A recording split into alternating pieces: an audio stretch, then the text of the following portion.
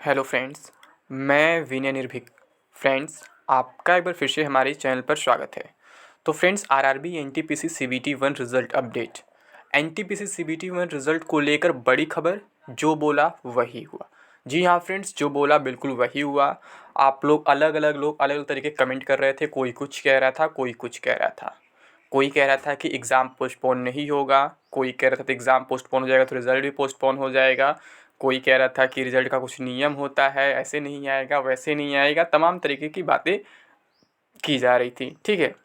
और हाँ फ्रेंड्स, कल मैं वीडियो नहीं ला पाया। आप लोग लगातार कमेंट करते रहे कि मैं क्यों वीडियो नहीं लाता। तो फ्रेंड्स, आपको मालूम होगा कल मैं बर्थडे में गया हुआ था गोरखपुर से अयोध्या। ठीक है। और थोड़ी सी मेरी तबीयत भी नहीं सही, मैं पहले बता चुका हूँ।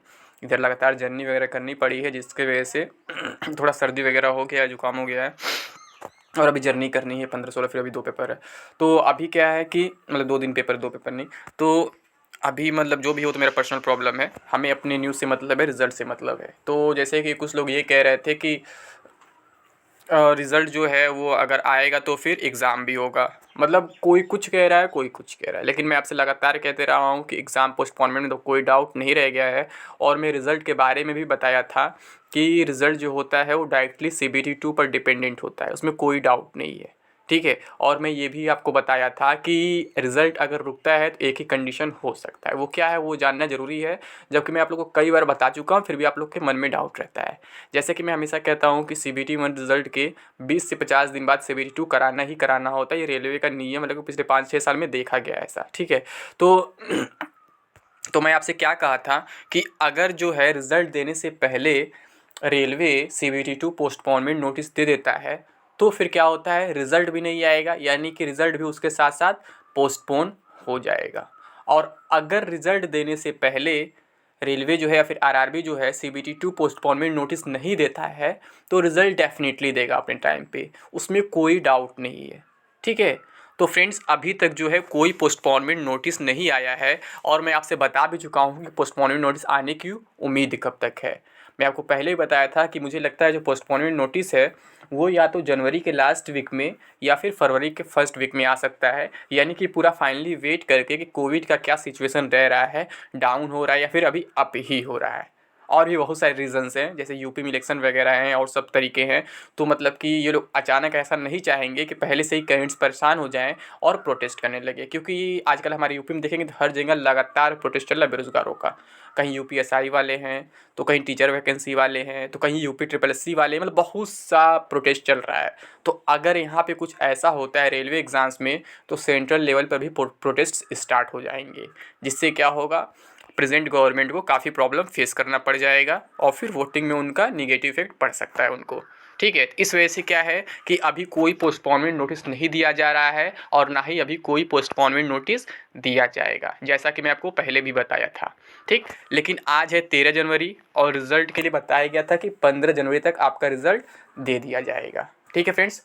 तो कल आपको मालूम होगा आरआरबी तिरुवनंतपुरम पर एक नोटिस आया है, ठीक, जिसको कुछ लोग रिज़ल्ट से जोड़ रहे हैं, कुछ लोग वैकेंसी इंक्रीमेंट से जोड़ रहे हैं। जबकि फ्रेंड्स, सच्चाई ये है, वैकेंसी इंक्रीज़ नहीं डिक्रीज़ हुआ है। जी हाँ फ्रेंड्स, वैकेंसी इंक्रीज़ नहीं डिक्रीज़ हुआ है। कुछ होते हैं ना जो अपने खुद जीरो नॉलेज होता है, दूसरे को ज्ञान बांटने चलते हैं। मैं देखा हूँ बहुत से यूट्यूबर बोल रहे हैं वैकेंसी इंक्रीज़ हो गया है, बट इंक्रीज़ कहीं से भी नहीं हुआ है, वो केवल डिक्रीज़ हुआ है। मैं आपको बताऊंगा उसका अलग से वीडियो ला करके, अभी आज ही 1 या 1.5 घंटे वो वीडियो लाऊंगा मैं। फिर मैं बताऊंगा कि वैकेंसी कैसे डिक्रीज़ हुआ है, और अगर डिक्रीज़ हुआ है तो कितना डिक्रीज़ हुआ है, और उससे किसको किसको नुकसान होने वाला है।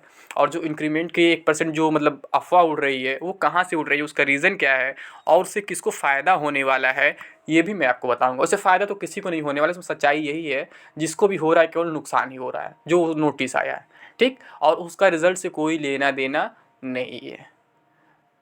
क्यों? क्योंकि वो क्या था, वो वैकेंसी टेबल को बस रिवाइज़ किया गया है, उसमें कहीं ये नहीं लिखा है, इंक्रीज़ वर्ड नहीं लिखा गया है। अगर आप टोटल वैकेंसी चेक करेंगे तो आपको मालूम होगा नोटिफिकेशन के टाइम 35,277 था, और अभी जो रिवाइज टेबल आया है उसमें 35,281 हो गया है। केवल 4 पोस्ट कहीं इधर उधर बढ़ा है, ठीक है। वो मैं अभी देखा नहीं हूँ सही से, मुझे टाइम नहीं मिल पाया है, कल मैं बर्थडे पार्टी में बिजी था।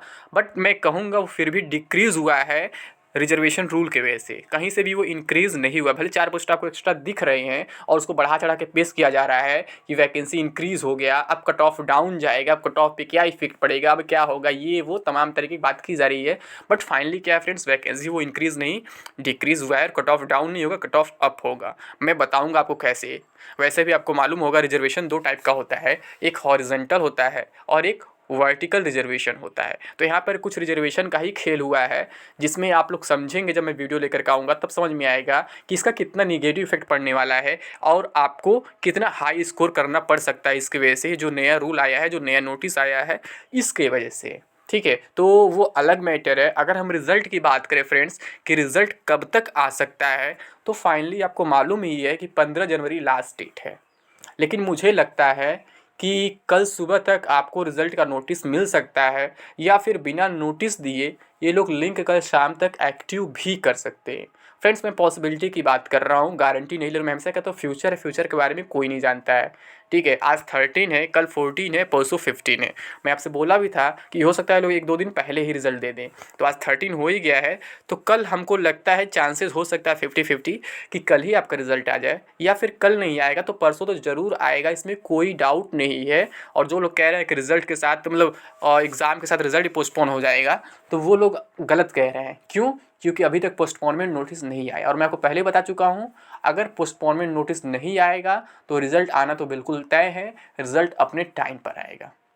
ठीक है, उसमें कोई डाउट नहीं है। इसीलिए मैं यहाँ पर लिखा हूँ कि एनटीपीसी सीबीटी 1 रिज़ल्ट को लेकर बड़ी खबर, और जो बोला वही हुआ। जी हाँ फ्रेंड्स, एक बार फिर जो बोला बिल्कुल वही हुआ, उसमें कोई डाउट नहीं है। रिज़ल्ट आ करके रहेगा।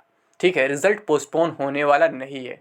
अगर रिज़ल्ट पोस्टपोन होने वाला होता तो अब तक नोटिस आ चुका होता, रिज़ल्ट का भी, एग्ज़ाम पोस्टपोनमेंट का भी। लेकिन यहाँ पर क्या प्लानिंग चली रेलवे में, जो मैं आपको पहले से बताते आ रहा हूँ कि केवल एग्ज़ाम पोस्टपोन किया जाएगा, रिज़ल्ट नहीं। और एग्ज़ाम भी तब पोस्टपोन किया जाएगा जब रिज़ल्ट दे दिया जाएगा, जब एकदम लास्ट स्टेज पे पहुँच जाएंगे, जब एडमिट कार्ड की बारी आएगी तब लास्ट में पोस्टपोन कर देंगे और रीज़न दे देंगे कि अनअवॉइडेबल रीज़न, या फिर ड्यू टू कोविड वगैरह, जो भी मतलब रीज़न लिखना हो। कभी कभी साफ लिखा जाता है रीज़न, कभी कभी नहीं लिखा जाता है। तो जब रीज़न शो नहीं करना होता है तो बोल देते हैं कि ड्यू टू अनअवॉइडेबल रीजन्स। ठीक, तो फ्रेंड्स मैं फाइनली यही कहूँगा कि आप लोग रिज़ल्ट के लिए बिल्कुल तैयार हो जाएं। ठीक है, दिलो दिमाग से एकदम, उसमें कोई डाउट नहीं। रिज़ल्ट आने वाला है और एग्ज़ाम पोस्टपोन भी होगा, इसमें भी कोई डाउट नहीं है। बस इससे ये फ़ायदा होने वाला आपके लिए कि आपको पता चल जाएगा कि आपको सीबीटी 2 का प्रिपरेशन करना है कि नहीं करना है, ये प्लस पॉइंट रिज़ल्ट आने से। ठीक है, अगर रिज़ल्ट नहीं आता तो फिर आप भी फंस जाते, कन्फ्यूज़ रहते कि आपको सीबीटी 2 पढ़ना है कि नहीं पढ़ना है, उसका प्रिपरेशन करना है कि नहीं करना है।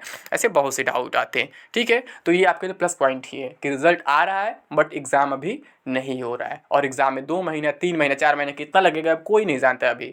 ठीक है, क्योंकि फरवरी में तो नहीं हो पाएगा एग्ज़ाम। अब जब भी होगा अप्रैल के ही आसपास हो पाएगा, अप्रैल के बाद ही हो पाएगा, जब भी मतलब कि टीसीएस को डेट वगैरह मिल जाए। क्योंकि मार्च तक तो कोविड रहने के चांसेस हैं ही कम से कम। उसके बाद कब तक रहेगा ये कोई नहीं जानता। अगर उसके बाद भी रहेगा तो फिर अप्रैल में भी एग्ज़ाम नहीं हो पाएगा। तो उम्मीद करता हूँ ये खबर मिल गई होगी। ठीक है, तो अभी के लिए बस इतना ही। Thank you. जय हिंद, जय भारत।